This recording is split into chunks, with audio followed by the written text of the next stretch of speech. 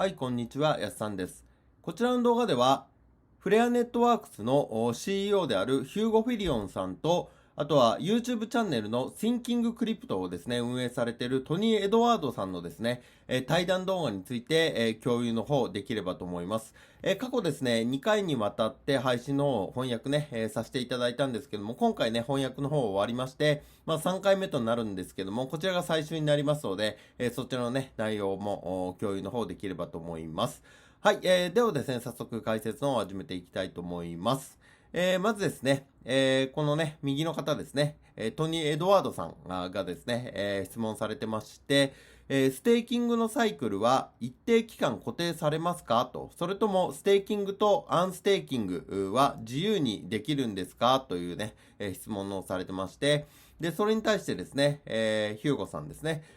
どの時点でもステークしたり、アンステークしたりすることはできませんと。あなたはステーキングするとき、その期間の長さを選択することができますと。で、その期間の長さは、そのバリデータの運営者がそのバリデータをステーキングし続けている期間を上限としますと。例えば、あるバリデータが1年間ステーキングしていた場合、そのバリデータに1年間までステーキングを続けることができるけど、それ以上はできないと。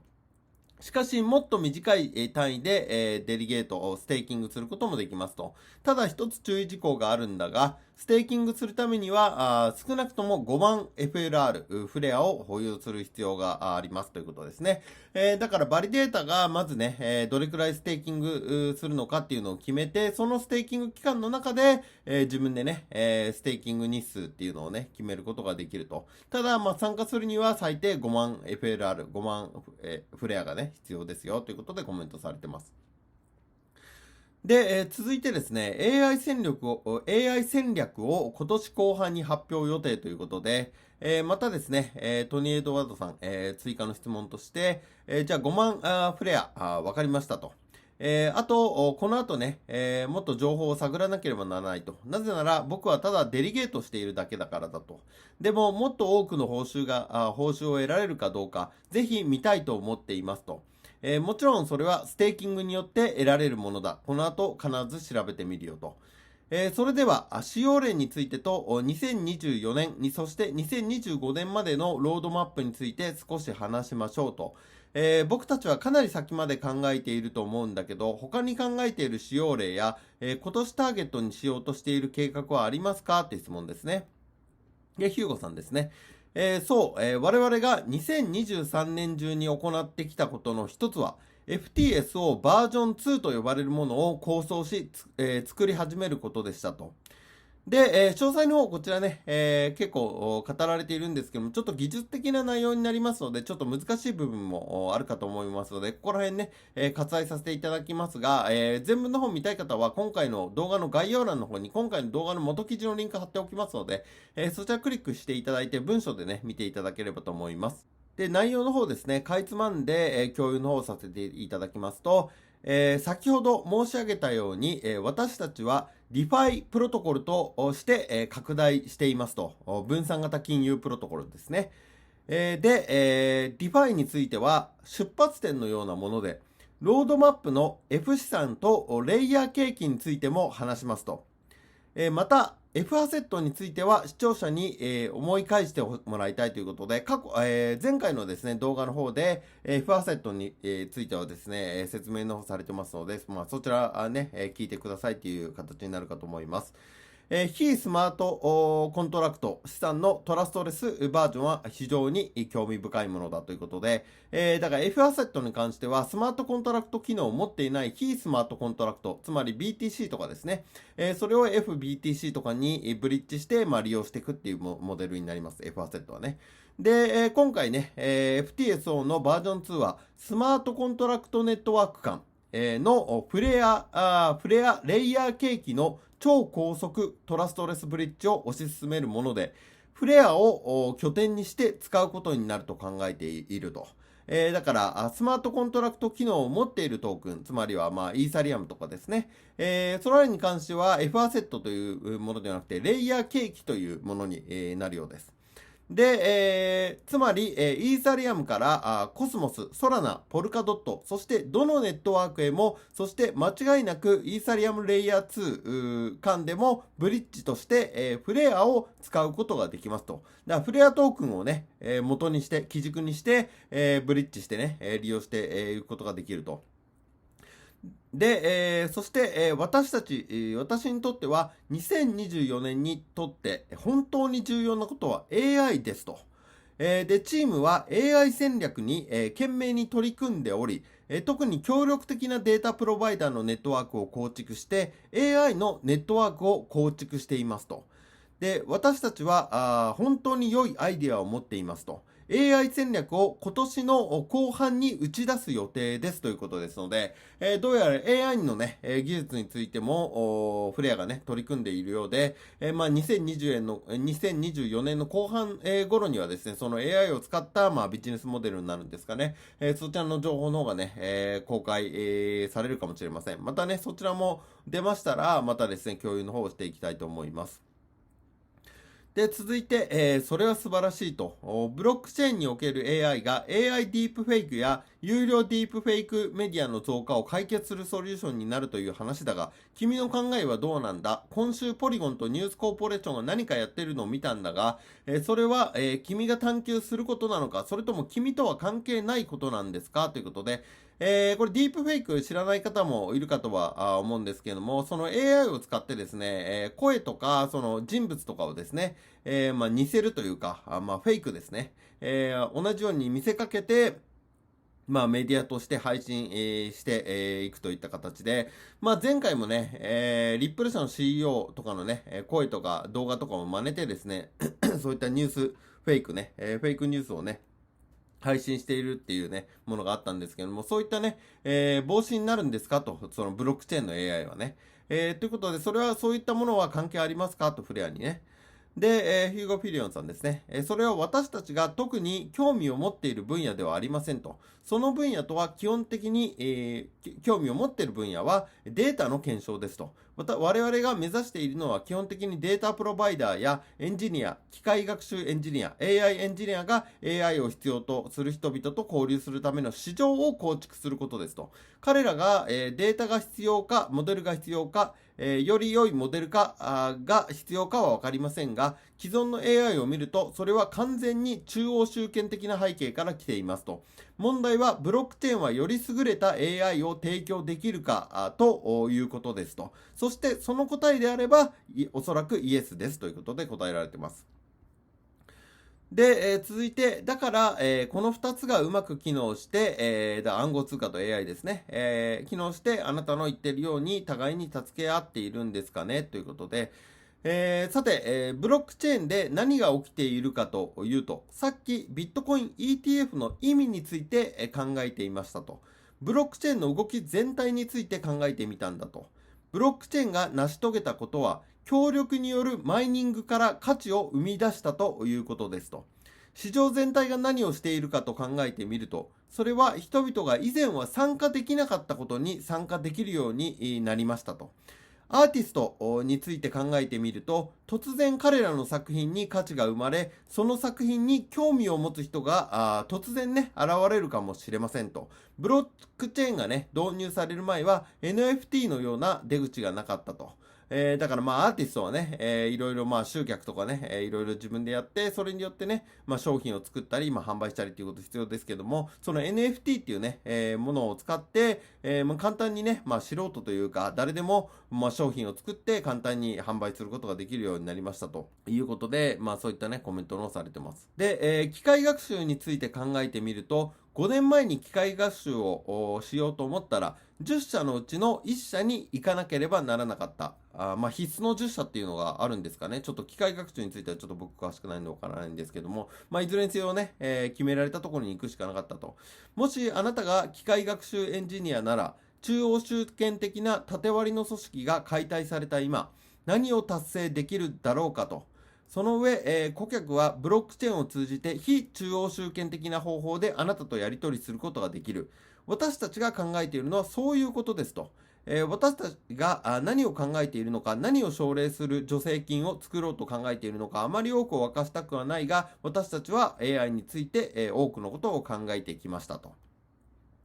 で、さらに、ソングバード、フレアのカナリアネットですね、SGB、ソングバードについてということで、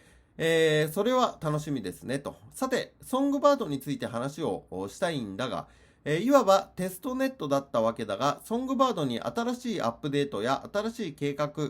また計画の変更などはありますかということで、ソングバードはカナリアネットだから生きたお金のテストネットだと。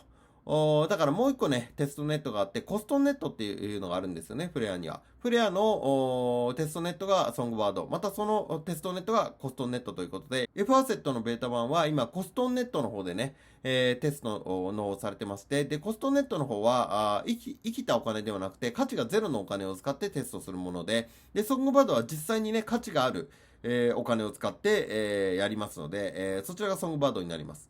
で、そのね、テストネットから、つまりコストンのテストネットから、そこにソングバードに F アセットを移すことですと。で、そのために FTSO があり、そのためにステートコネクタがあると。だから、ソングバードで F アセットをとことんテストするのが楽しみですということでコメントをされています。そして、DAPS について、分散型アプリケーションですね。フレアドロップ、エアドロップの配布は予定通りなのか、それとも変更はあるのかということで、エアドロップについては何も変化はありませんと。ガバナンスの投票が行われたが、それ以降は何も変化はありませんと。他にパートナーシップや注目すべき素晴らしいことはありますかと。あなた方が取り組んでいることについて多くの情報を提供してくれたことは知っていますが、他に強調したいことはありますかと。つまり、もちろん一番の注目は今日だと思いますと。この収録は金曜日に行っているんだけど、これは月曜日に配信される予定だから、月曜日の大きな大きな話題としては Google だねと。Google クラウドが、バリデータに参加したっていうことですよねと。そして、様々な DAPS、分散型アプリケーションがこれから市場に登場すると。彼らのスケジュールを尊重しなければならないと。しかし私は2024年にはこのようなことが急速に起こると思っていますということでね、これからいろんなね、フレア上の分散型アプリケーション、DAPS がね、いろいろ登場してくるんではないかということで、コメントをされてます。そして、金融業界の未来ということで、暗号市場について少し話をしましょうと、今日 ETF、ビットコイン ETF の取引が開始されますねと、一歩下がって考えてみてください。暗号が主流になりつつあるようですが、ウォール街での採用がありますと。これは業界全体にとってどのような意味を持つのでしょうかと。また、プレアやその他のプロジェクトやそのような関連するものについても教えてくださいと。これ、ウォール街はね、金融都市ということで、世界のね、金融組織が、集まっている集積地になります。で、僕はしばらくそのことを考えていましたと。デジタル時代のためにデジタルマネーを構築したのになぜウォール街のことを考える必要があるのかと。それは、業界全体がウォール街を解体しようとしているからだと。シリコンバレーのひどくひどい言葉を借りれば、ウォール街を破壊しているのだと。私の予想では、10年後、20年後、いや、もっと早くに、金融業界大企業のビジネスモデルは、ブロックチェーン上のディファイやシファイによって完全に破壊されるだろうと。なぜなら、過剰な手数料や膨大な待ち時間によって、私たちからお金を搾取する中間層のような階層は必要ないからだと。だから銀行とかですと、振込手数料がかかったりとか、お金をね、下ろすにも長い列に並んだりとかね、いろいろ時間もかかりますよね。で、長期的にはブロックチェーンは技術革新による破壊だと思うと。金融はブロックチェーンによって大きく破壊されると思いますと。私は金融はブロックチェーンによって大きく破壊されると信じている。特に一括管理されたデータモデルでは、データが独り占めされてしまう。私はより優れた技術が登場しても、それが使われるようになるまでは時間がかかると思いますと。なぜなら、より安く、より早く使えるようになるまでには時間がかかりますからと。そして、業界のあらゆる規模の問題があったとしても、率直に言って、ドルを送る方がまだ簡単だと。ブロックチェーン上で送金するよりも銀行経由で、送金する方が簡単だと。将来的にはデータの管理も簡単になるだろうし、分散型システムを通じて機械学習モデルを構築すればより簡単になるだろうと。我々が業界として行っていることの要点は、我々が存在していなかったために必要であった中央集権的な要素を排除することだと思いますと。私たちは信頼できるピアツーピアのキャッシュを持てるほど技術的に進歩していなかったので、それが存在する必要がありましたと。で、これについて、全く同感だと。そして、初期の段階では、CFI と DeFi の変換が必要だということを少し話してきた。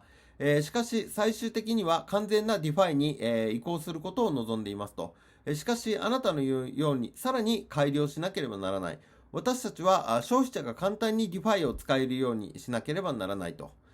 その多くは協力関係だと思いますと。ビットコインを見ればわかると思うけど、マイニング装置を買うためにお金を使ったり、エネルギーを買ったりして、このネットワークを構築するために集まった人たちの協力ですと。NFT はアーティストと NFT を購入する個人間での連携ですと。NFT は NFT を購入するアーティストや個人とメタバースのような NFT を使用するプロジェクトとの連携ですと。DeFi は、それ自体が市場の連携であり、基本的には世界中から集まった人々が協力して、ある資産に対して、価格を決定し、流動性を与えるものだと。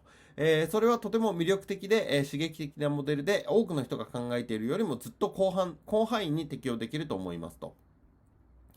で、私は二次市場のようなものに興奮しています。そしてあなたが言ったように人々は自分のデータを収益化し、管理し、実際に所有することができると。彼らが選択すればそれを貸し出すこともできるし、売ることもできるでしょう。それを自分たちの資産かもしれないし、個人データかもしれない。私はこれから生まれる流通市場の未来に期待していますと。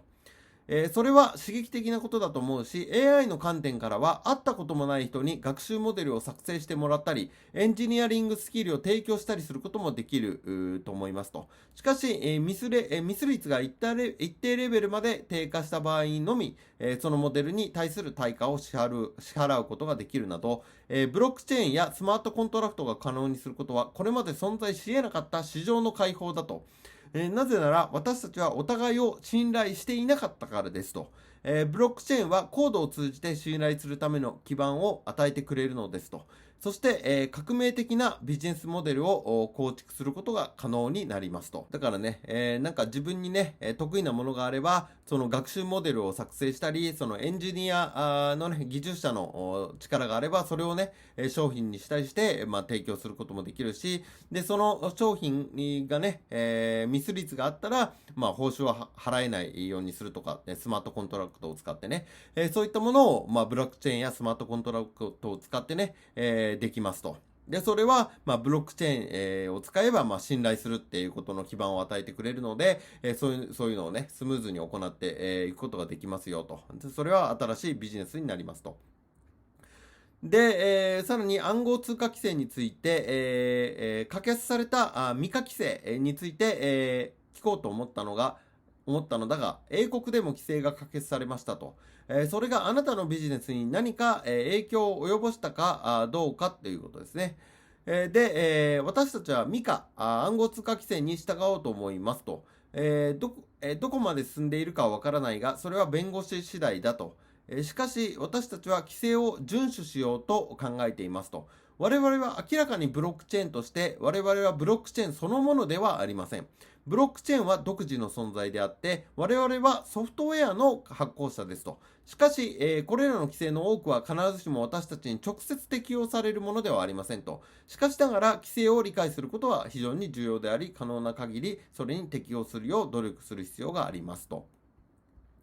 あと、リップル社と SEC の裁判結果についてということで、リップル社と SEC の間で下された判決についてあなたはどのようにお考えですかと。XRP 自体は本質的に証券ではなく、取引所の流通市場で取引されるものでは証券ではないということですと。この判決は業界にとって大きな勝利であったことは間違いないのですが、あなたはどのようにお考えですかということで、大きな勝利だとは思うんだけど、この件に関してはあまり詳しくないんだと。ざっと追ってみただけだと。私はこの事件の論点を知らない。おそらくリップルにとって、素晴らしいことだと思うし、業界全体にとっても良いことだろうと思いますと。私の記憶違いでなければ、この裁判は証券取引委員会によって異議申し立てをされていると思いますと。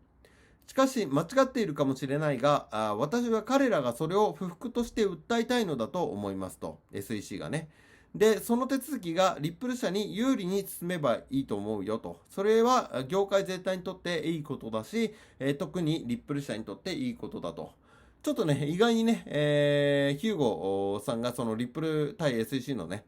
裁判のことについてあまり知らなかったっていうのはちょっと意外だったんですけども、まあおそらく自分のビジネスで手一杯なんでしょうね。ということで、まあコメントの方されてました。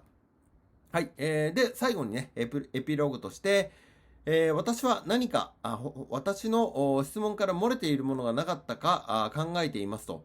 フレアについて、聞こうと思ったんだけど、でも多くのことをカバーできたと思うし、Google クラウドがバリデータとして参加していることも気に入っていますと。今年はどんなアップデートがあるのか楽しみです。ヒューゴ参加してくれてありがとう。この後、フレアのステーキングをチェックしに行かなきゃと。で、ステーキングに対してですね、そうだなと、ビフローストがステーキングをリリースしたのを知ってるし、他にもステーキングができるソリディファイというウォレットもありますよと。聞いている皆さん、もしビフローストやソリディファイが使っているならぜひチェックしてくださいと。ヒューゴ本当にありがとう。また3ヶ月後くらいに、いろいろなことが発展したら、また登場してもらうことになるだろうと。今後のアップデートは楽しみです。参加してくれてありがとうと。で、チームは信じられないほど懸命に働いていますと。この進展が待ち遠しいよと。そして、コミュニティがプロトコルと関わり始めるのを楽しみにしているということで、これでですね、動画の方が終わっております。ということで、僕の方でですね、今こういったね、翻訳を含めてですね、XRP レジャー関連、リップル関連、SEC 関連、ビットコインとかね、あとはフレアネットワークス関連、あとソルジェニックとかも含めてですね、全般毎日ですね、海外の方から情報の精査してまとめております。できるだけですね、動画も毎日配信できるように頑張っておりますので、よかったらね、また別の動画も見ていただければと思います。また、質問に関しても受け付けておりますので、動画のコメント欄、概要欄の方に僕の公式 LINE のリンクですね、貼っておりますので、何か気になることと暗号通貨全般の質問でも構いませんので、そちらからご連絡いただけましたら、すぐに僕の方でご対応させていただきますので、よろしくお願いいたします。はい、ここからはですね、宣伝になってしまいますが、リップル仮想通貨投資で法人化に成功したやっさん LINE 公式アカウント開設、仮想通貨に関する悩みを専門家が回答しますということで、今僕の方ではですね、仮想通貨、暗号通貨の疑問をですね、気軽に、聞くことができるですね、LINE サービスの方を、提供の方をさせていただいております。何かね、気になることと、わからないこととですね、ご不明点とございましたら、こちらの方からですね、お友達追加していただいて、僕の方にですね、コメントをしていただければ、僕が直接ですね、コメントの方に、返信の方をさせていただいております。またですね、こちらの LINE では、1、本当は教えたくないハイブリッド資産運用法、2、投資経験ゼロでも毎月10万円目指せる投資手法。3、ブログ、YouTube では言えない仮想通貨の裏情報、などのですね、限定で配信させていただいております。特に、初心者だけど、投資で毎月安定して10万円目指したいって人には、かなりですね、有益な情報になると思いますので、この機会にね、よかったら、お友達追加していただければと思います。動画のコメント欄、概要欄の方に、僕の公式 LINE の登録リンクですね、貼っておきますので、そちらからですね、お友達追加していただいて、コメントしていただければですね、すぐに、ご対応させていただきますので、よろしくお願いいたします。